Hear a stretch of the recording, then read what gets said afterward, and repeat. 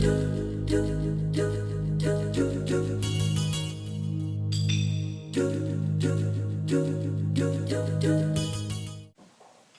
guys, Jared here, and I wanted to talk about something that was just announced, yesterday, or basically 2 days ago at night, which is a remodel of this. This is obviously the Nintendo 3DS, and Nintendo just announced a 3DS XL for extra large.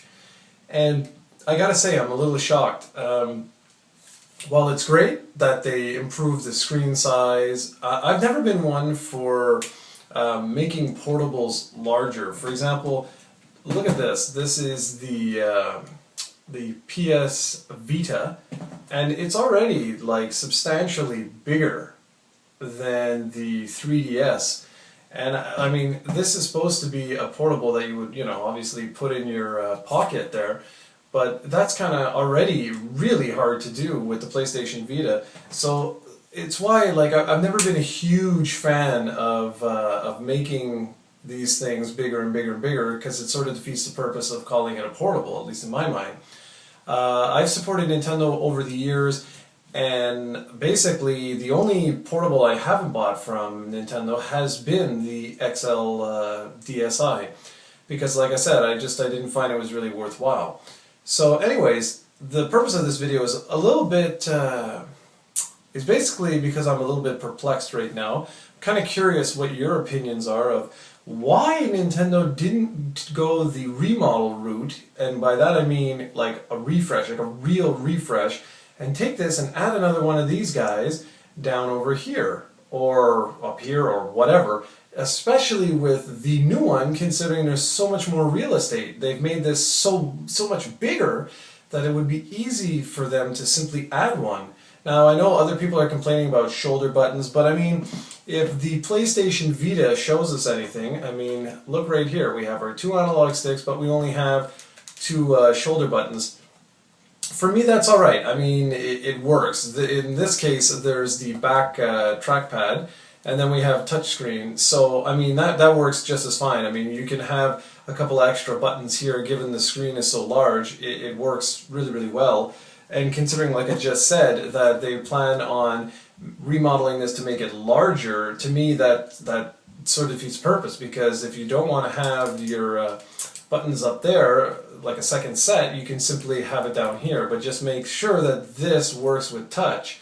And by touch, I mean your fingers. That's the one complaint I've always had about the DS ever since the iPhone came out, is that you have to use the stylus to make it really, really good. Sure, it does work with touch, but it's just nowhere near as fluid as something like the PlayStation Vita.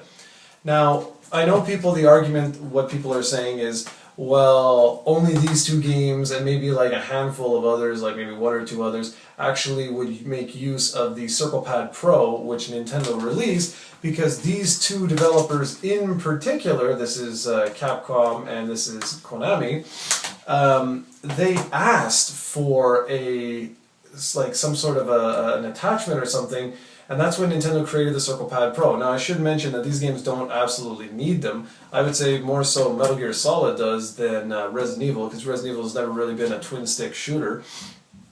But the point of all this is to say, why did Nintendo release the Circle Pad Pro for the regular 3DS, and then not bother to add the second analog nub on the remodeled 3DS XL? I'm very, very perplexed, because it would be able to match the PlayStation Vita in terms of all different game types. And by that I mean, look at these different game types. So we have traditional action games like Uncharted here, right? Well, this plays virtually identical to its console counterpart. Yes, it's not as good as an overall game, but in terms of actual controls, this works absolutely perfectly. Then you've got things like Unit 13. This is a shooter, and it works just as a third-person shooter on the console would work. Then we have Resistance Burning Skies, and this works exactly as a console first-person shooter would work. And now the latest one that I'm just about to review for you guys is Gravity Rush, and none of these would be possible on the 3DS with the same type and precision of controls. So Nintendo always has to get creative, or third parties always have to get creative when making these types of games on the 3DS. And what I'm so confused is that the community out there seems okay with this, the fact that there is no second analog nub, but yet these are the same people that were complaining non-stop when the PlayStation Portable only had one analog nub, and then finally when Sony listened to people and released the two analog sticks, you know, it seems to be almost all but ignored now. So anyways, I'd really like to hear what you have to say about the remodeled 3DS. As you can tell, I'm a big fan of both. I support both platforms, but I am very confused over what Nintendo is doing lately, especially with this remodel. Seems a little bit odd to me and sort of wasted potential. It seems like a really bizarre move. Anyways, I'd love to hear back from you, so just leave a comment. And as always, thanks for watching, and I'll be back soon with another video.